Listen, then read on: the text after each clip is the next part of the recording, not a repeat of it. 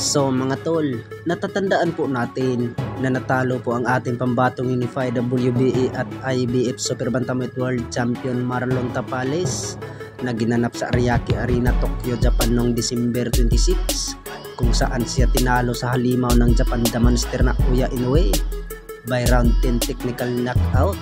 Bukod dyan ay natatandaan po natin na pag-uwi ni Marlon Tapales sa Pilipinas, pagdating sa airport mga tol, na in-interview siya sa PTV, na tinanong siya kung nag-react man ang angas ng Pinas Janril Casimero. Alam ba daw niya at banat ni Marlon Tapales mga tol na hindi daw niya kilala si Janril Casimero. Bukod dyan ay sumagot din ang ating pambatong angas ng Pinas Janril Casimero mga tol, ay banat ng angas ng Pinas Janril Casimero ay dapat daw hindi daw magyabang itong si Marlon Tapales, dahil dyan ay nakatsamba lang daw itong si Marlon Tapales nagiging unified champion nung naglaban sila ni Murajon Ahmad Aliyev. Speaking of Janril Casimero mga tol, ay gusto nang pabalikin sa MP Promotion basta tanggalin daw yung kapatid niya na head coach na si Jason Casimero. Ay may banat naman si Janril Casimero mga tol, bakit tatanggalin ko yung kapatid ko? Mula pa nung nagsama kami, hindi ako natatalo, isa rin kapatid ko yan.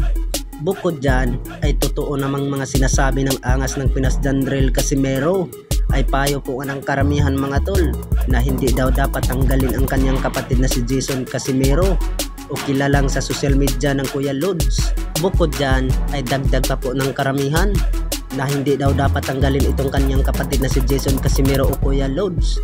Kung pwede mga tol, magdagdag na lang. Samantala ay may narinig po natin na balita na may bigating laban po na paparating ang ating pambatong former 3 Division World Champion angas ng Pinas Janril Casimero itong taon na 2024. Bukod dyan ay hindi po natin alam mga tol kung mag-rematch pa ba sila sa Yukinori Ugone ng Japan nung nauwi sa technical draw sa round 4 dahil po sa headbutt ni Yukinori Ugone.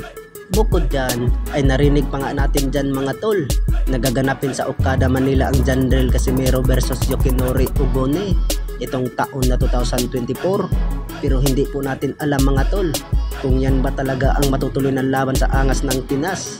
Dahil dyan ay nagsalita na din ang undisputed Super Bantamweight World Champion na Naoya Inoue na pagkatapos ni Luis Nery at ni Murajon Ahmad Aliyev at pangatlo po ang ating pambato ng angas ng Pinas Janril Casimero.